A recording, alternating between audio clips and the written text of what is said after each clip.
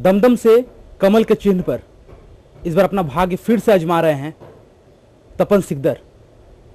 फुर्सत के क्षणों में हमारे कैमरे ने उन्हें पकड़ा है।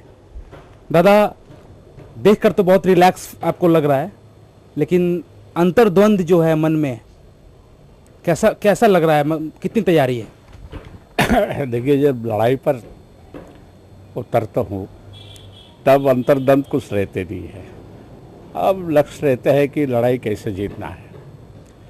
और इस बार एक विशेष स्थिति पैदा हुआ है देश भर में, और वो पैदा हुआ कि दुर्भाग्य से कांग्रेस आई पिछले 10 साल में, जो यूपीए 1 और यूपीए 2 जो सत्ता में रहे, कांग्रेस के दोष से हो या उनका सहयोगी के दोष के कारण देश के हालत बहुत खराब हो गया। अब इस साल के निर्वाचन जो है, ये चुनाव परिवर्तन के चुनाव। इस बार तो तृणमूल कांग्रेस अकेले ही लड़ रहे हैं, उसके साथ कोई नहीं दे रहे हैं। अब तृणमूल कांग्रेस यहाँ साथी नहीं मिला तो उन्होंने अखिल भारतीय स्तर पर साथी जुटाने के लिए प्रयास किया था, और अखिल भारतीय राजनीति में उनका एक विशेष स्थिति पैदा करने के लिए उन्होंने दिल्ली में रैली बुलाए थे, और जहाँ अन्ना हजारे जी उनको पहले आशीर्वाद दिया था, और उन्होंने ये भी बोल दिया था कि मैंने ममता को प्रधानमंत्री के रूप में देखना चाहता हूँ। लेकिन वास्तव स्थिति जो दिल्ली रामलीला मैदान में हुआ, उससे मुझे लगता है कि ममता बनर्जी के बैरोमीटर जो है, एक धक्का में कम से कम 5% नीचे आ गया। लेकिन रामलीला मैदान जितना टीवी के माध्यम से लोगों ने देखा, सबने देखा कि मैदान भर में तृणमूल कांग्रेस के झंडा थे। इसलिए कहने से तो नहीं चलता है कि हमारा, और सबसे दयनीय बात है, हमारा पश्चिम बंगाल के मुख्यमंत्री वहाँ एक सभा संबोधित कर रही है, और वहाँ पर 1000 लोग भी नहीं जुटा। अरे दिल्ली में ममता बनर्जी के भी तो कुछ फॉलोअर होना चाहिए था, वो भी नहीं है। तब इस मैटर को, इस मुद्दे को आप अपने क्षेत्र में भुनाएंगे? हाँ श्योर, ये तो बुलाएंगे जरूर। लेकिन इस बार जो है, मैंने कहना चाहूँगा कि क्योंकि एक ऑल इंडिया परिवर्तन के चुनाव है, इसलिए यहाँ पर ये विधानसभा या पंचायत के जो त्रिस्तर के चुनाव है वो नहीं है। ये चुनाव जो है भारत में परिवर्तन के लिए, और ये परिवर्तन के लहर देश भर में सामने आ गए हैं।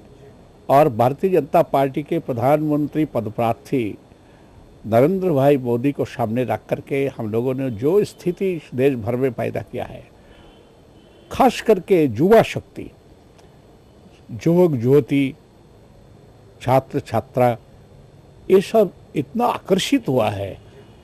ऐसे हमारे क्षेत्र में भी हम देख रहे हैं कि जो लोग भारतीय जनता पार्टी के ना सदस्य है ना समर्थक है, ऐसे युवा शक्ति भी खुद कंप्यूटर में डिज़ाइन बना करके और कमल फूल बना करके और उसमें एक स्लोगन लिख करके मोदी जी को लाने के लिए यहाँ भी भाजपा को कमल चिन्ह पर वोट दीजिए, ऐसे पेपर्स जो है फोटो स्टार्ट करके उन्होंने खुद अपने ओर से फोटो स्टार्ट करके डिस्ट्रीब्यूट कर रहे हैं। मेरा एक सवाल है कि विशेषकर अगर आपके क्षेत्र की बात की जाए, दमदम की, यहाँ पर असीम दास गुप्ता हैं माकपा से, सौगत राय स्थापित सांसद हैं। ऐसे में कितना बड़ा चैलेंज लेकर आप फिर से उतर रहे हैं मैदान में? देखिए, जब परिवर्तन होता है ना, तो कौन तत्काल सांसद है और कौन दल के बड़ा लीडर है, ये सब मायने में नहीं रहते हैं। अब इस बार परिवर्तन के लहर देश भर में है, दमदम में भी है। और दमदम में वास्तव में सीपीएम वाला तो सही अर्थ में आज ऐसी स्थिति हो गया कि सीपीएम के जो समर्थक लोग हैं, मैं कैडर के बात नहीं कर रहा हूँ, समर्थक के लोग हैं, इस बार बंगाल में भारतीय जनता पार्टी को सबसे ज़्यादा परसेंटेज वोट जो है ये वामपंथी समर्थकों को मिलेगा।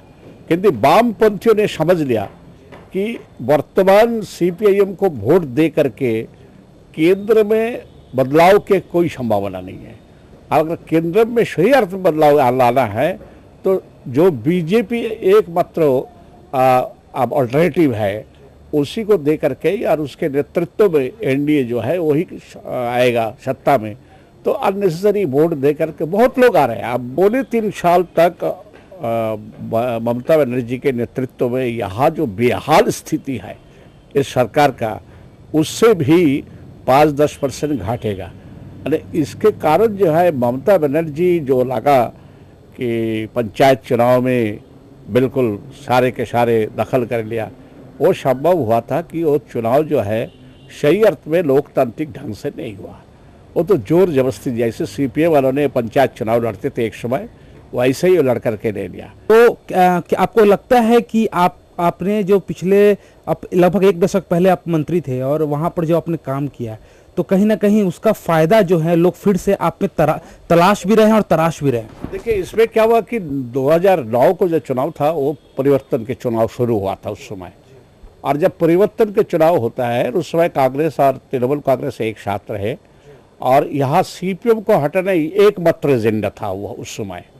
अभी वो एजेंडा नहीं है, अभी वो एजेंडा खत्म हो गया। इसके कारण क्या है कि 2009 में भारतीय जनता पार्टी को जो वोट सारे बंगाल में जो मिला था, वो वास्तव में क्या है कि पोलराइजेशन के चक्कर में फंस करके जो होता है थर्ड पार्टी का, वो स्थिति हुआ था।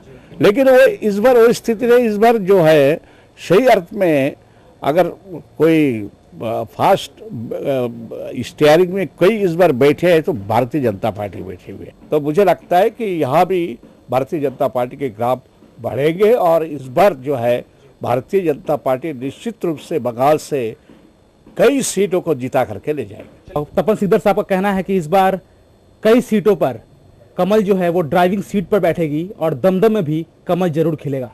कैमरा पर्सन गोपाल साथ प्रकाश चंद्रा, ताज़ा टीवी के लिए।